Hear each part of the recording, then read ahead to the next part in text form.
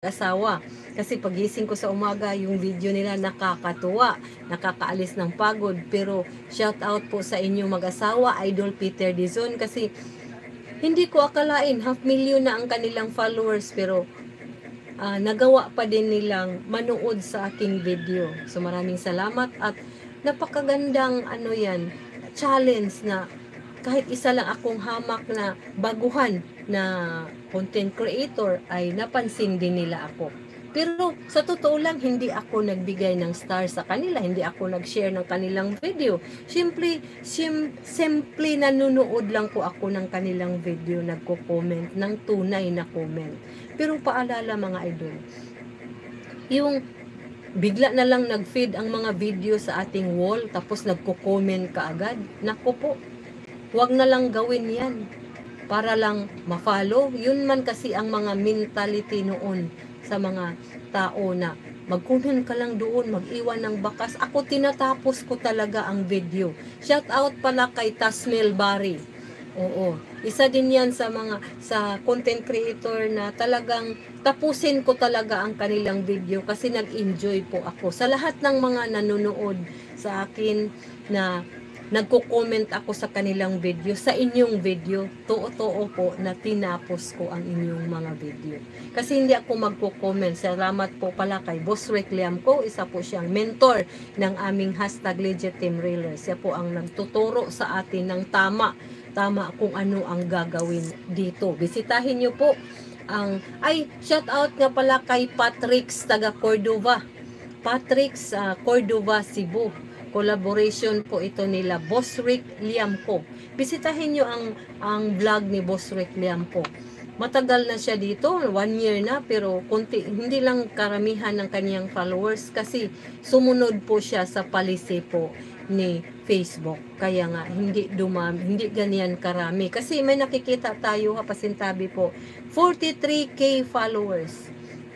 Nung binisita natin ang bahay, hindi ka follow. So doon, diyan mo makikita. Diyan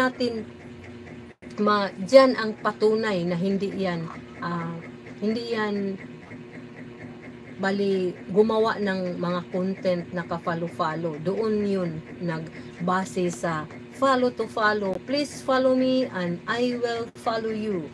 Please Paris back idol, it's your turn. Count me in. Wag na ganyan. Kahit isa pa lang ang followers mo, gumawa ka ng iyong video. Pili ka ng niche kung ano ang gusto mo. Pagluluto, pag gusto ka ba na palagi na lang sumasayaw. Pero para sa akin, pasintabi sa mga babae, lalong-lalo na sa may mga edad na. Nakakahiya naman din kung yun palagi na lang sumasayaw na halos na din wala nang saplot. So wag yun. Hindi naman masama ang sumayaw.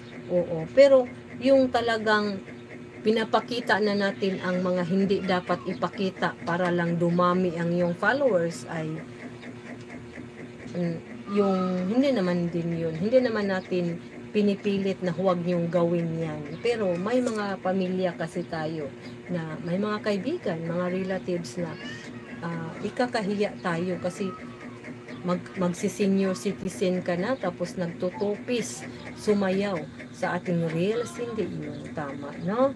Pasintabi lang. Gagawa din tayo ng mga tama. Kahit na, syempre, sisikat ka dyan, maka 1 million views ka dyan, pero hindi man yan kikita yung mga walang saplot na sumasayaw.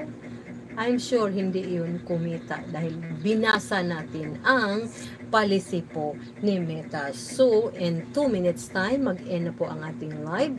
Maraming salamat sa lahat ng mga nanonood. Shout out again, Boss Rick Liamco, PKM The Explorer, Asia M. Pandita, Idol Asia M. Pandita, at kay Idol Peter Dizon, at syempre kay Linda Alinsub, Idol Arlene Cabaho. Salamat sa inyong panunood at once again, i-enjoy ang ating pagpi-Facebook. Thank you YouTube channel sa lahat ng mga nanonood sa ating YouTube channel.